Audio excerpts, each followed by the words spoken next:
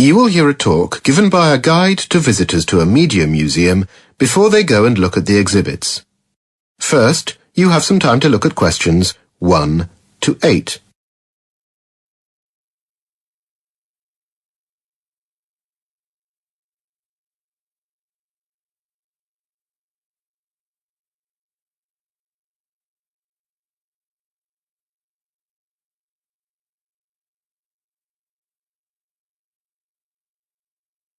Now we shall begin. You should answer the questions as you listen, because you will not hear the recording a second time. Listen carefully to the talk and answer questions 1 to 8. Okay, can you all hear me? I've just got a few things to tell you to help you get the most out of the museum. Right, now this fabulous museum takes you on an exploration of the world of media. You're going to discover through a combination of film, radio presentations and exhibits the stories behind television, radio and photography. The museum has 4 floors, but it doesn't matter which floor you start on. The first floor is devoted to the history of television. The best thing to do here is to follow the arrows along the walls. They'll take you on a dramatic journey which starts with a display of some of the first TV sets ever produced. Here you can see just what the first television pictures looked like and realise how far television has come today. Along this route, you'll also pass through the Hall of Fame. This is where you can read newspaper clippings about famous television personalities such as Lucille Ball, who was the star of the long-running series I Love Lucy, and John Craven, who started the children's news programme Newsround. Then you'll reach the IMAX cinema. Here you can relive some of the most memorable events in television history in 3D large format with digital surround sound. The presentation lasts 25 minutes and it's shown every half hour. After that, you can go across the corridor to the public archives. They contain over 10,000 television shows. You can select a show from the last 50 years of television and sit back and watch it at one of the individual or family stations. They all have their own monitors and headphones. Just ask Janice at the reception area there to help you if you have any problems. The second floor traces the history of radio. If you follow the suggested route here, one of the first areas you come to displays some of the kits available from the 1930s onwards that you could buy to make your own transistor radios. It's quite interesting to see all the bits that go into making a radio.